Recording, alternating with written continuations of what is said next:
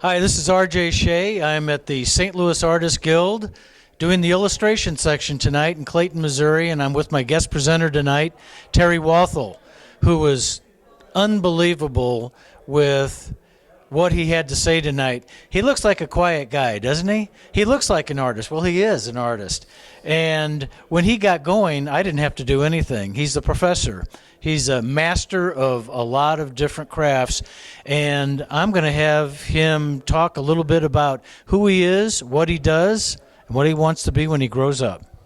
Growing up, that's never going to happen, Bob. It's just not going to happen. No, I guess what I am is more so a craftsman than I would say that I'm an artist. I cover a lot of territory in what I do, and I enjoy doing that immensely, especially when I can really get people excited about a project and something that they can look at and feel good about. Kind of inspires them to do things. I really like that. As far as I paint, I take pictures, I play, and I play some more. Every now and then I have a little cocktail or two, and it kind of gets me back into the swing of painting.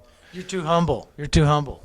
I don't know about any of that. I just really enjoy what I do, and been doing it since 1967. Now, you got your start really doing scene design. Is that right? Yes, doing set design and lighting design, and then the scenic art that goes along with that. And I did that all the way from 1967 to now, about 15 years ago, really. And the only thing that I would suggest is if anybody's going to do that, pay attention to producers, because finally you're going to have to leave. Producers are a little different than what we'd like them to be. You're originally from Indiana. How'd you wind up here in St. Louis?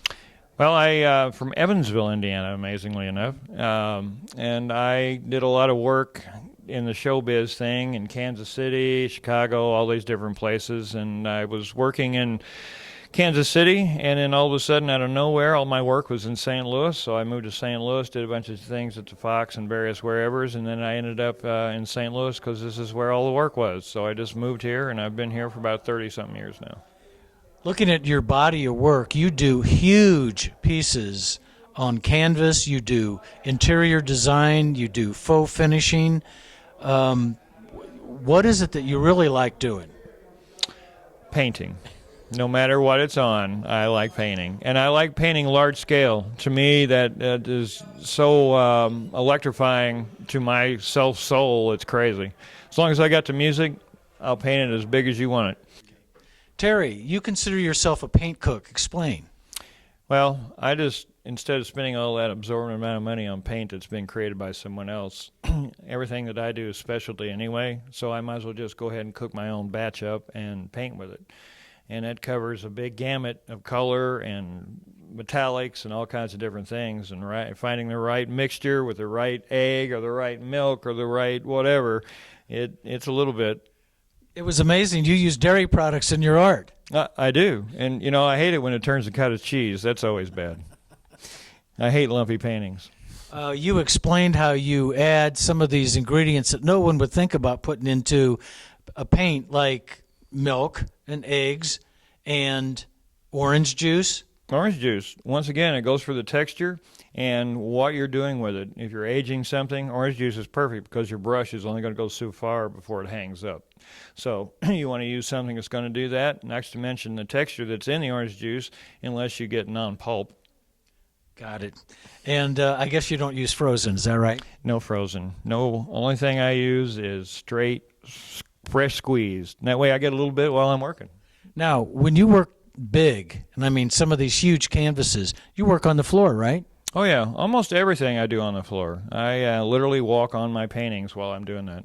And how big are your brushes? How do you get down there? Well, my brushes, I put them on a bamboo stick, stick them right in the end of that thing, and I stand on it and draw it out with either paint and or charcoal and go for it, and I end up with a product.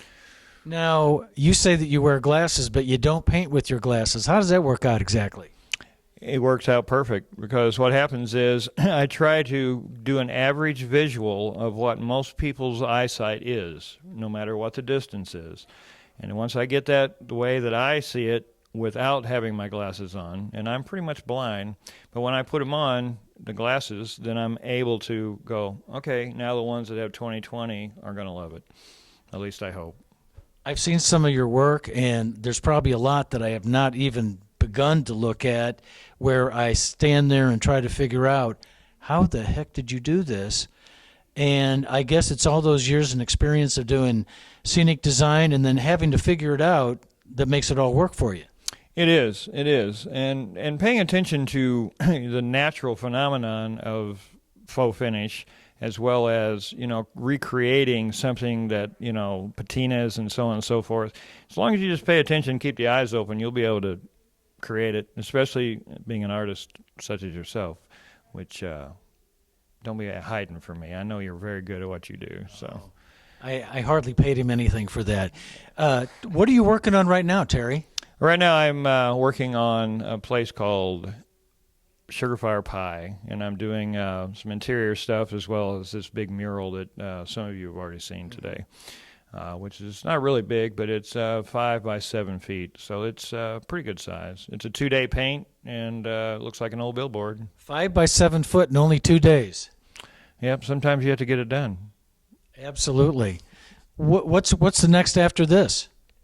I'm going to try to take a little bit of a breather because I'm actually working on 3 paintings right now for Clayton High School. They're pieces on canvas, which is theatrical. So I'm taking those things. I'm going to work on those. I've got to have them done on the 16th, and today is what? Oh, the 14th.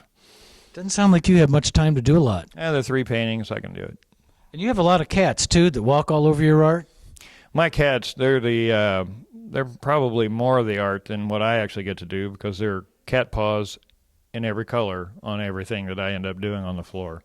It's remarkable.